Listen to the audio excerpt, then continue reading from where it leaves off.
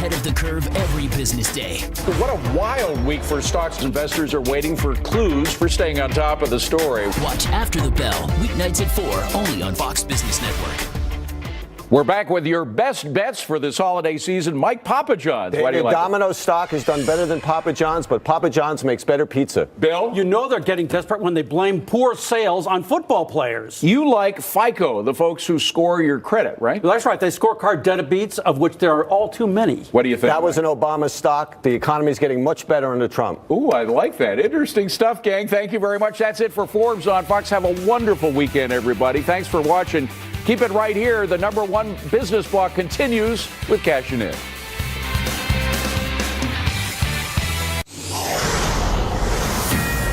Congress has reached an agreement on tax legislation that will deliver more jobs, higher wages, and massive tax relief for American families and for American companies. A class warfare debate breaking out after the GOP releases its final tax reform bill. President Trump says it'll benefit all American families. But Democrats and even some conservatives argue it's a big giveaway to the wealthy. So who's right? Hi, everybody. I'm Liz Klayman, and welcome to Cashin' In. Our Cashin' In crew this week, Jerry Willis, Gary Kaltbaum, Scott Martin, and David Mercer. Okay, welcome, everybody. Jerry, I'll start with you. How do you see it? These Dems have lost their minds. Come on, this is not a giveaway to the rich. And let me explain why. They're doubling the standard deduction. They're doubling the family tax credit. They're expanding the zero tax bracket. The people who are getting killed here are people who are actually fairly well off in those blue states, those middle income, high middle income people out there who are getting their SALT deductions reduced.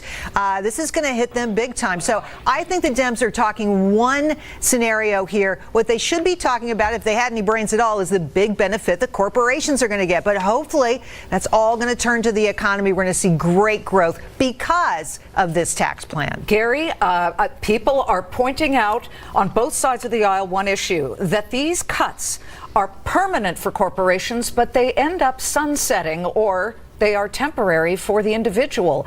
I think that's tripping up some people in the way they look at this and say, I'm all in. And I completely dislike that move. I want permanency for everybody.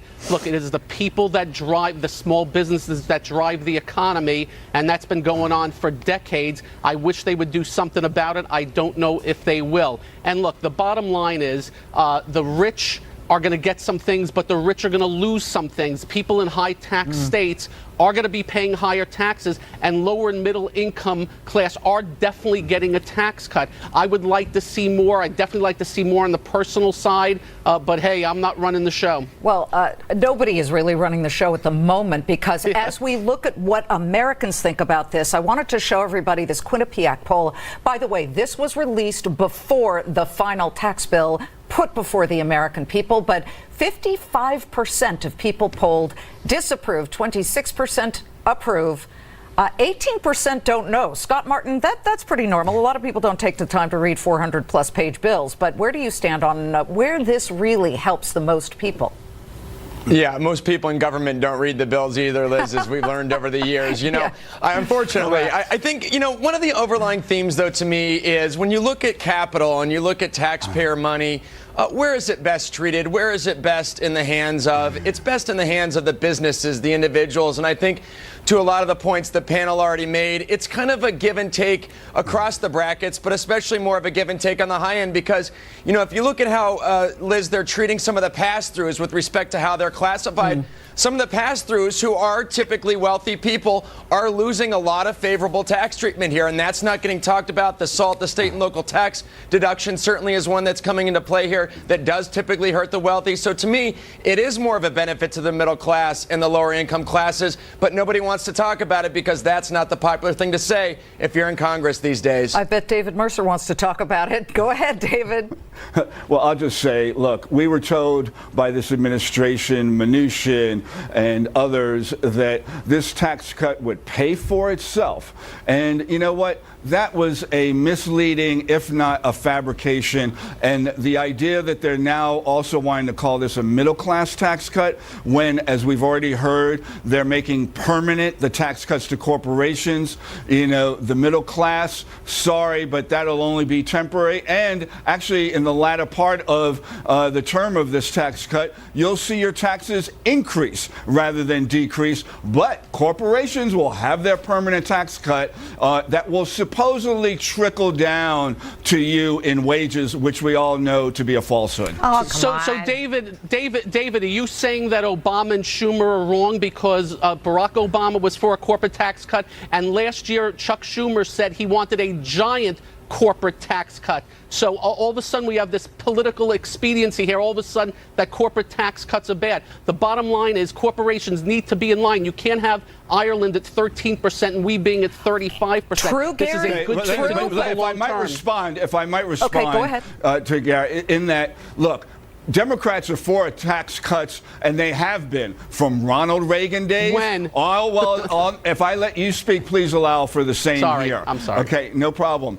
And at the same time, we can't go with a tax cut, and I don't think many people should go with a tax cut under the banner that it's a middle-class tax cut when it is not a middle-class tax cut. That doesn't mean we're against corporate tax cuts, but why are you making theirs permanent and ours temporary as Let me individuals? bring back Jerry, because Jerry, you came out swinging here. You say it's That's great, right. and corporations do get a nice tax cut, but Corporations Yes, aren't people. the job okay? creations, They're the not job creators. rich people. They employ people. They're not getting American a middle class, though. 14% tax cut right, and they're going to get a 14% tax cut. And I think what you're going to see is that these companies are going to go out and hire people. They're going to expand. They're going to bring money back into this country under this tax reform as well, a lower tax rate on that. They're going to be able to buy capital equipment. This is amazing. This is going to kick this economy into a gear we haven't seen in I don't know how long. Look, I would the love to Dems believe, are Jerry. using old. This is what they always say. This is the rhetoric they always put on the table,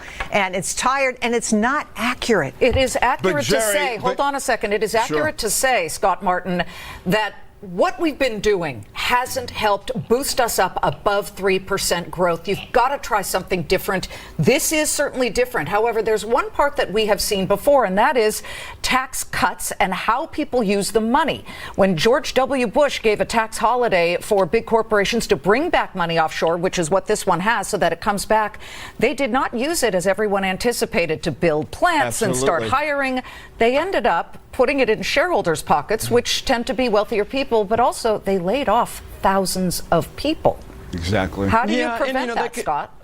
Well, that could be an economic realization that was just part of what was going on at the time. But you're right, Liz. You know, you can lead companies to cash. You can't force them to hire. But to something that was in the first part of your question, I mean, we just had 8 years of the Obama presidency, which was supposedly focused on lower income and middle class policies with respect to tax policy and so forth. And what happened? The income gap got very, very wide. So those didn't work. So to David's points, I don't see how you can see something like this, which I admit is somewhat of a new try, isn't something that we should give a chance here. Because if you do look, David, at the corporations and who they're hiring, where they're spending their money, that does benefit the middle class. Those are people that are coming in to those businesses and coming into those jobs. And those are the jobs we need to create in this economy. But if I might say, Nate Cohn sat with business leaders, asked for a show of hands on what they would do with the money and wouldn't it go back to wages and investment and whatever. And there was no show of hands in support of that. So you have it on record. In addition, you have the problem of deficits. Reagan, who we all might want to remember, raised taxes 11 times. Why? Because of the hit to the deficit and other economic wishes that just did not come true. Oh, well, I mean, look, Reagan was the most thoroughgoing tax Sorry to cuts in create the that nation's storm. history. But just quickly, one of the secret sauces in this tax reform plan is what it does for small pass-through businesses. Big benefits there. I disagree with Scott. I think it's going to make a big difference. And that's where a lot of this economic energy could come from. I like economic energy. We hope we see it. Coming up after a big terror scare in the Big Apple, ISIS now calling for more attacks across America over the holidays. Do we need to beef up security now to keep shoppers safe everywhere? starting January 20th. More news, more business, and even more Cavuto. Neil is working overtime to follow the stories and the money for you. Stay ahead, stay informed, and stay with Cavuto live every Saturday starting at 10 a.m. only on the Fox News Channel. America on alert as ISIS calls for its followers to step up terror attacks over the holidays. In the wake of this week's attack in New York City, now some are calling to increase security everywhere to keep America safe. Scott, NYPD has access to 6,000 surveillance cameras nationwide, but where else do we need to spend more on things? Well, everybody's got to do it, Liz. You know, this starts in Silicon Valley with the tech companies keeping an eye on what's going on message boards. It's also you and me on the street. I mean, I think one of the things that's tough these days that I believe is getting a little bit better is this idea of profiling. I mean, you think back to the San Bernardino shootings and the neighbors that didn't want to report what those two terrible people were doing with respect to their garage and stockpiling weapons and so forth because they didn't want to be seen as profiling people. But I'll tell you, it's not worth the fear and the death that's out there in trying to say something and trying to keep an eye on what's going on around you. And yes, if it's questionable, reporting it, because the preventive measures that you can do on those behalves is definitely worth the destruction and terror that we're facing. In fact, David, for the bomber in New York City this week, he had fashioned his own bomb in his house, and now there are reports that even his family said that he had tried to use them as a target to radicalize them. Maybe it is just speaking up to somebody in law enforcement that has the most power? Well, I do believe that you need communication, you need intelligence to thwart what these terrorists are trying to do, and I might add domestic or otherwise. That said, we should be on the lookout for security, our security 24/7, and I would recommend as a solution that rather than creating an environment of distrust or hostility that we see apparently with this president and all of our intelligence agencies, that we need to upgrade, revamp, and have them totally vigilant in that 24/7 mode in order to couple with what we may hear in the streets in thwarting these attacks. But one thing I would caution is, look, terrorists, they want to instill fear and they want to inflict harm. The question is are we going to live in fear in order to protect the latter? And that's a big question for all of us to confront Jerry, in the future. We're less than 2 weeks till Christmas. We're in the Hanukkah holiday right now. What do you think we need to do in the short term? Well, number one, I think that our political elected officials need to have a new tone, particularly here in New York. After this event this week, Andrew Cuomo came out, the governor of New York State came out and said, you know, it's New York. We're a target, and he kind of shrugged his shoulders. No, we have to be vigilant. We have to be watching. We have to be on edge. I give big kudos to law enforcement here, but they need help. They need money. We need more people on the street. There's nothing so dissuading to terrorists than to see cops with long guns on the street, at the entrance to movie theaters, here on Broadway. I mean, you go see a Broadway show right now, you don't think people walking in those doors aren't anxious? Look, we need that kind of help and surveillance. I know they've done so much and they've worked so hard for so long. It must be exhausting. They need us to pony up more to help them. I was at a Broadway show 2 nights ago. They did bag checks. Every theater doing bag checks. Gary Kay, give me your sense of where we stand with law enforcement and all of the surveillance cameras that are out there. That's certainly helpful, but it's helpful in the aftermath. Look, they do a magnificent job. I was in New York City for 3 days, and I spoke to a lot of officers. They're working their tails off. The best. And it's a testament to them that most people are caught. We don't even hear about the ones that are caught. It's very tough to stop a guy that's in his house and putting together something off the internet. I'm here in Orlando at Disney World. They have metal detectors now everywhere you go in New York, and it's going to continue, and it's going to get bigger, and it's going to get better. And we have no choice. The cost of not doing enough is bigger than not doing. And I think it is getting done. Again, more money, I don't know. Better technology, more than likely.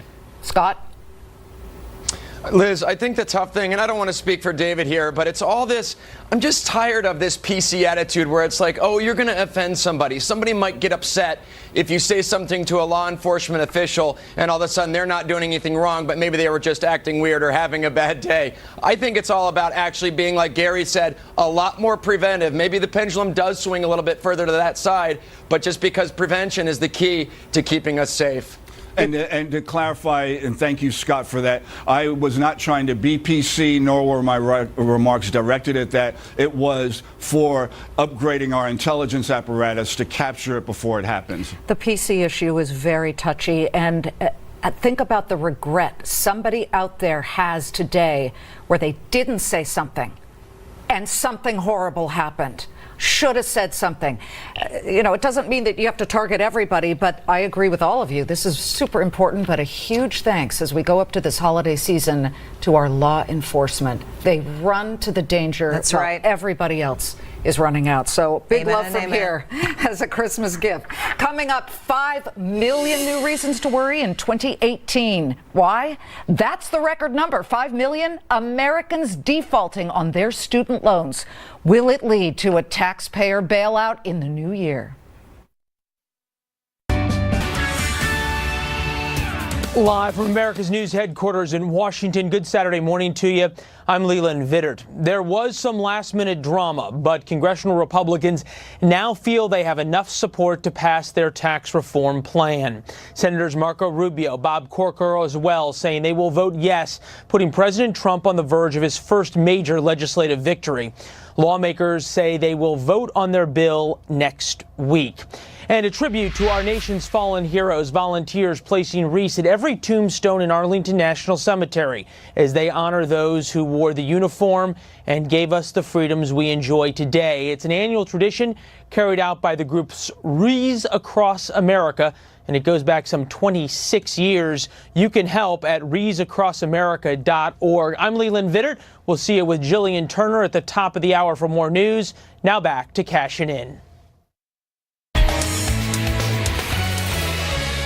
Students might want to ask Santa for debt relief this year as he heads down the chimney. That's because a shocking new report from the Wall Street Journal says nearly 5 million Americans are defaulting on their student loans. That's nearly double the number of Americans who were behind just 4 years ago. Jerry, you've been an expert on this. Is this the next bailout we need to worry about in 2018? Well, let me tell you. So when you talk about these Americans, it's just not kids in school or just out of school. It's mom, it's dad, it's grandma, it's grandpa. It's the whole family, multi-generations. But I have to tell you, here's the dirty little secret. We're already bailing them out. Billions of dollars, federal dollars, taxpayer dollars being used to bail these folks out on these forgiveness programs. What the system really needs is discipline. We need to tell these schools that they can't keep upping tuition to the sky. There has to be some discipline in the system so this requirement that people pay every dollar they ever, think of it this way, okay?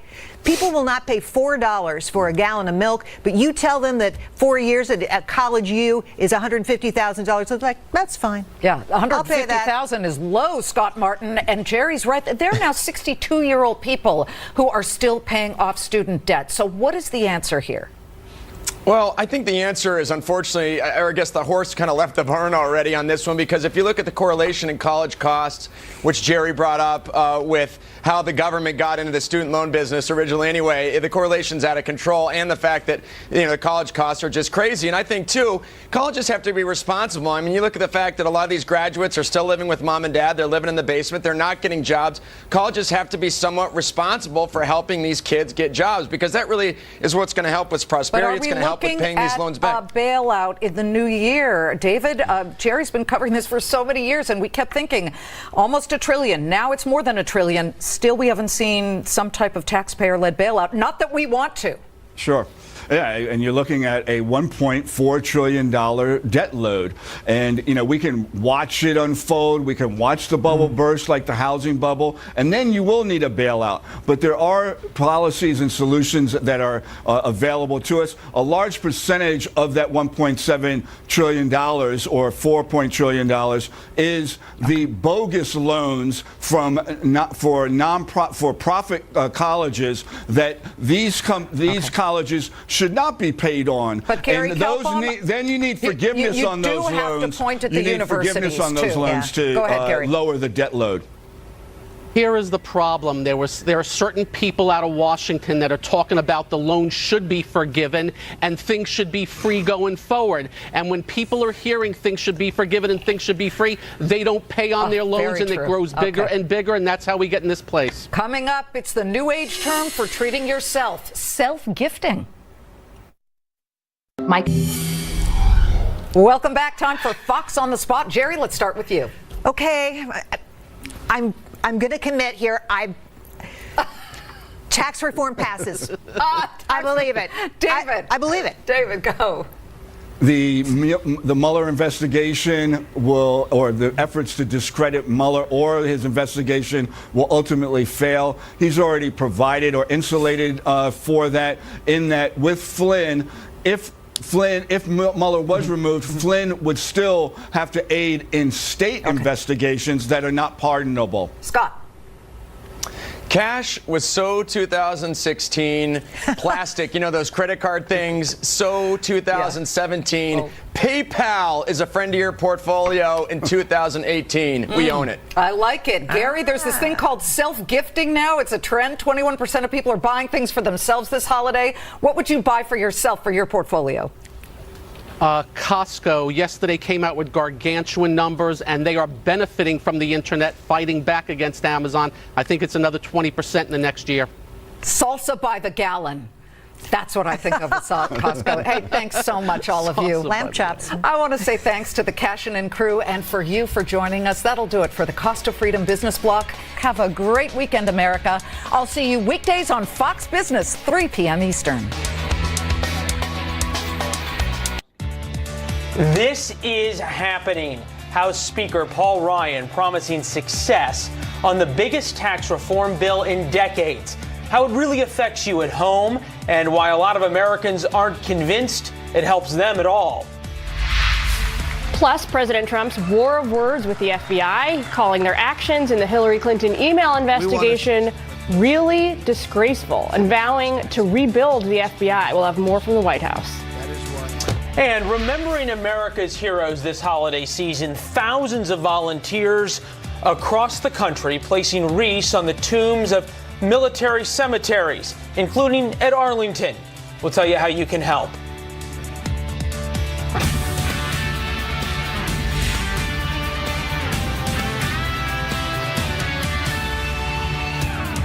I hope you're having a great Saturday at home. Great to be with you as always, Jillian. Likewise. Welcome to America's News Headquarters from Washington. I'm Leland Vittert. And I'm Jillian Turner.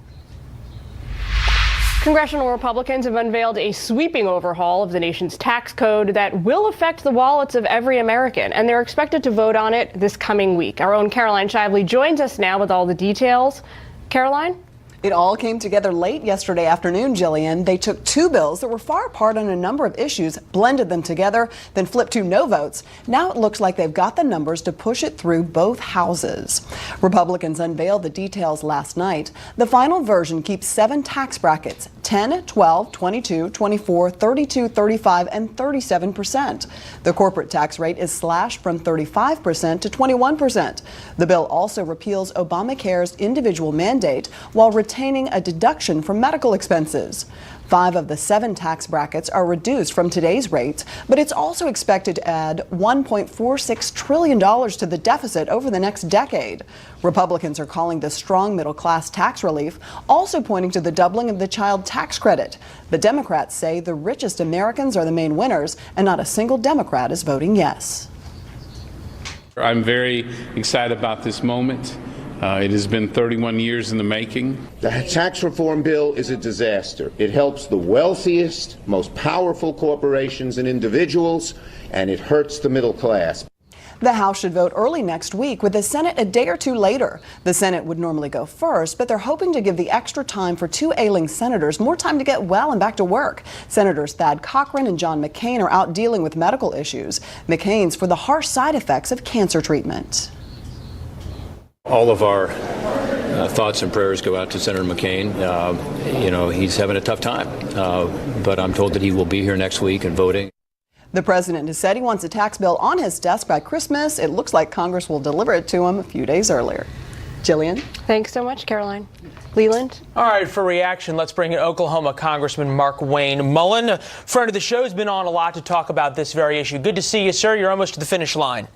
Hey, Leland, we're excited. I mean, this is quite a gift. I understand that you're excited. The American people, though, may not quite share the excitement. Take a look at this latest Quinnipiac poll. Do you think the Republican tax plan will increase your taxes, reduce your taxes, or will not have much impact either way? 44% of Americans say increase, only 16% say reduce, 30% not much.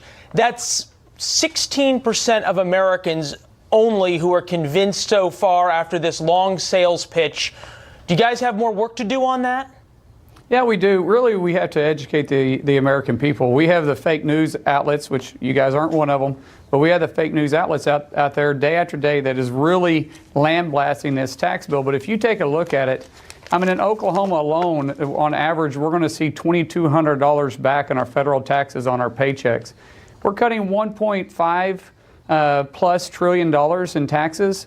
Where's that money going to go? It's not going to go to Washington, D.C. It's going to go in the wallets of those people that are earning the money to begin with. Well, the low state taxes in Oklahoma certainly help with the money coming back into your state.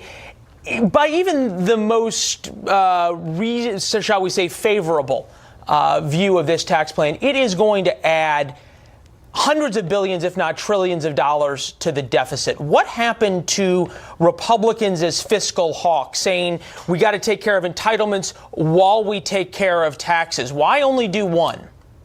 Leland, this is like a business investment. You understand when you go out and get a business loan, you're doing that because there's going to be a return in the investment. And we are returning the money back to the individuals. We're going to be able to spend it in our own backyards. We're going to be able to spend it in our own economy, not Washington, D.C., growing the size of government, but growing the size of our economy. So the people that are scoring this bill, it's CBO taking an effect that, hey, I'm spending the money, but they're saying there's not going to be any return in that investment. Congressman, that's just not true. The Wharton School that went out and looked at this tax plan, the Wharton School where President Trump went to college, says that it's going to add more than $1 trillion. Even the Treasury Department's own white paper on this that was long on rhetoric and short really on any kind of economic analysis says that it's not going to pay for itself.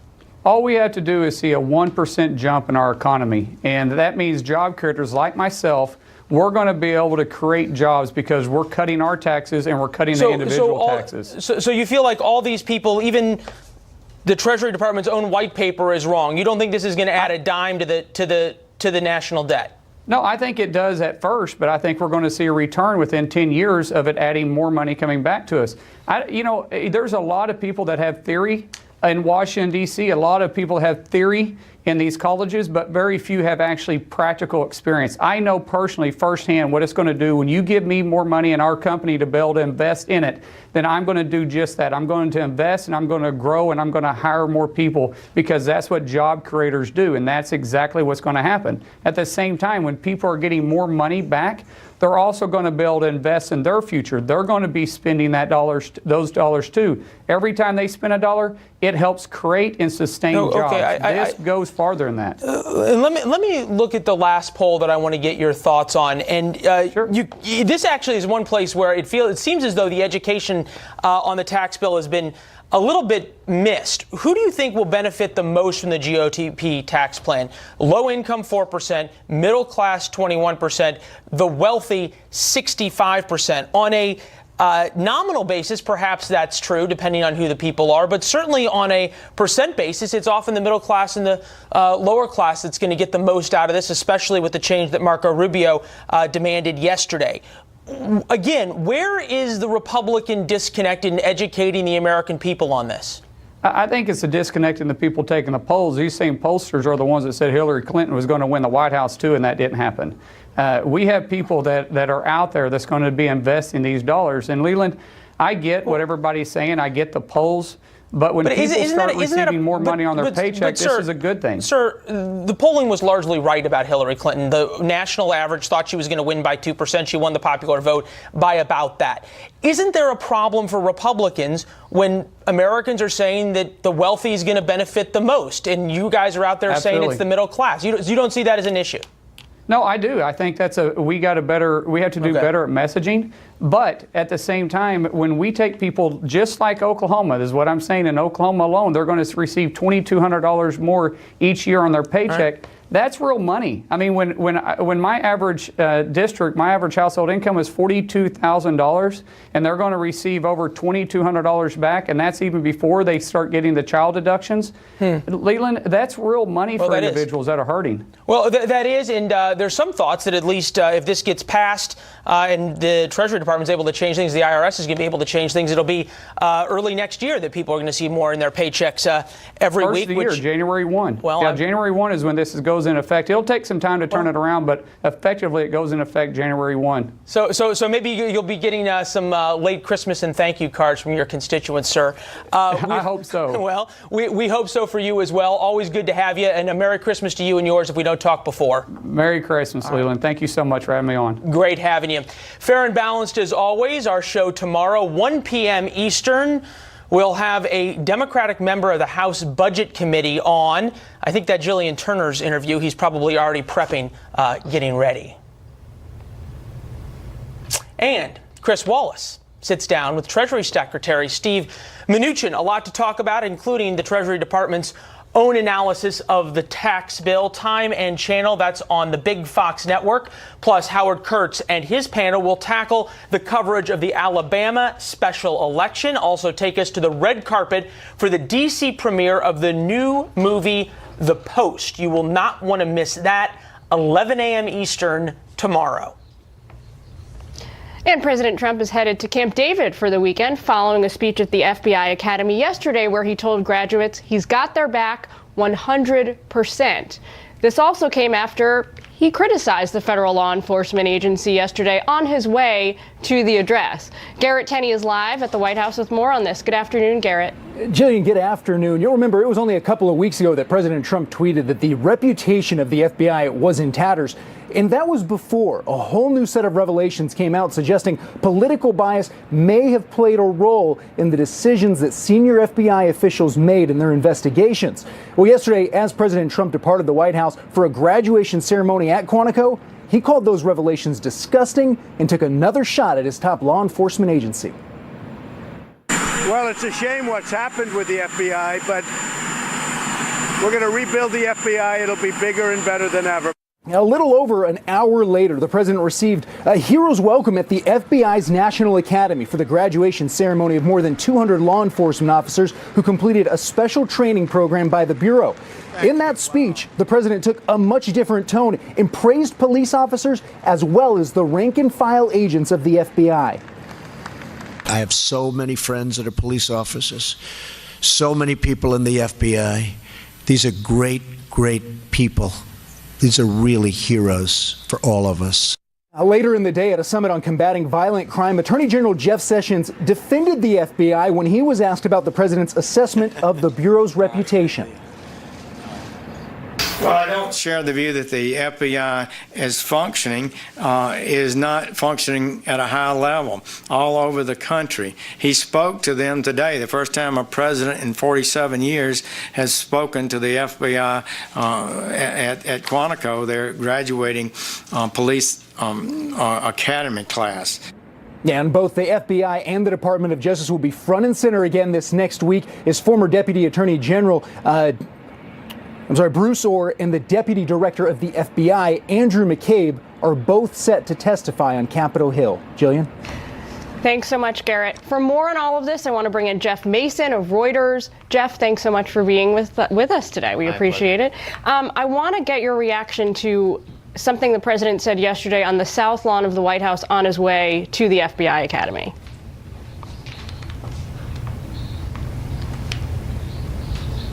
It's a shame what's happened with the FBI, but we're going to rebuild the FBI. It'll be bigger and better than ever. But it is very sad when you look at those documents and How they've done that is really, really disgraceful. And you have a lot of very angry people that are seeing it.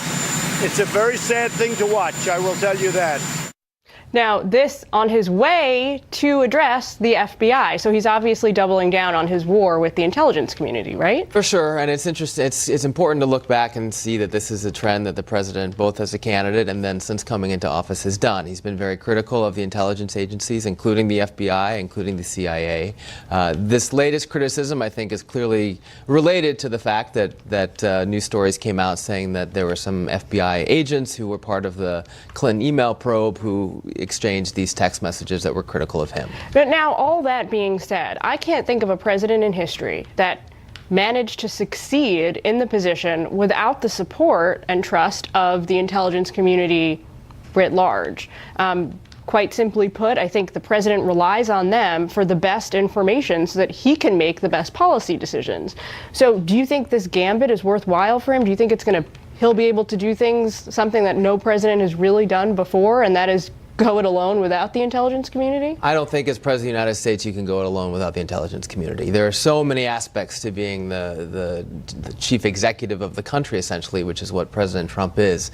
And he gets his briefings on, as far as I know, a daily basis, or certainly a regular basis about the security situation in the United States, around the world. All of that comes from intelligence agencies. So yeah, criticizing them or trying to not rely on them would be pretty tough in that job. Pretty tough. So I want to make a hard switch to the Russia investigation. The two things are related, but we want to make an effort to keep the threads separate here.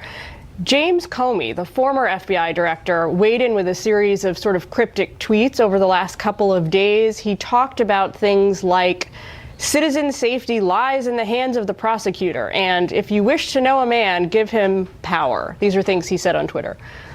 Do you think those are jabs at the president, or do you think this is just sort of idle pontificating on his part?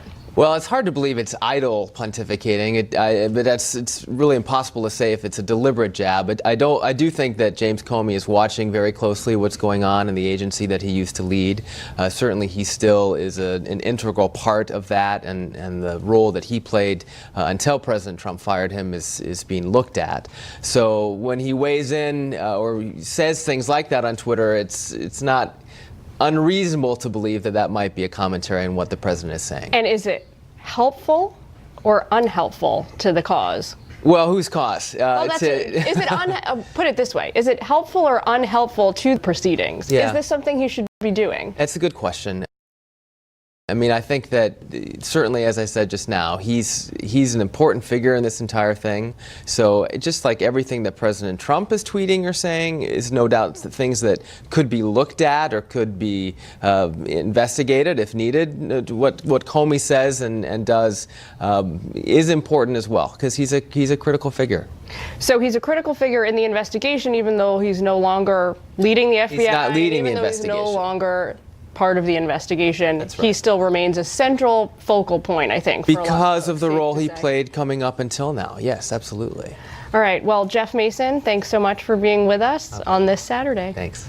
Leland? A Democratic congressional candidate is dropping out of her race in Kansas after allegations surfaced that she once, many years ago, sexually harassed a male subordinate in the private sector. Doug McKelway joining us now with more on this story. Hi, Doug. Hi, Leland. And obviously this is a twist because in this case, the accuser is a man and the alleged perpetrator a woman. She's Andrea Ramsey, a candidate in Kansas's 3rd congressional district race. A former employee at a company where Ramsey was an executive filed a complaint with the EEOC over 10 years ago, alleging he was fired after rebuffing Ramsey's sexual overtures. The EEOC could find no wrongdoing and close the case, but Ramsey has now withdrawn her candidacy. In a statement, she said, quote, "He named me in the allegations, claiming I fired him because he refused to have sex with me. That is a lie." Ramsey then fired a shot at the Democratic Party, quote, "In its rush to claim the high ground in our roiling national conversation about harassment, the Democratic Party has implemented a zero-tolerance standard. As a first-time candidate, I am disappointed and disillusioned by the political process." She joins a growing chorus of accused. This week, Texas Republican Blake Farenthold announced he will not seek re-election after allegations of sexual misconduct. And in a statement, He acknowledged that he ran an office that was, quote, too permissive, but said the charges were untrue. Also, Democratic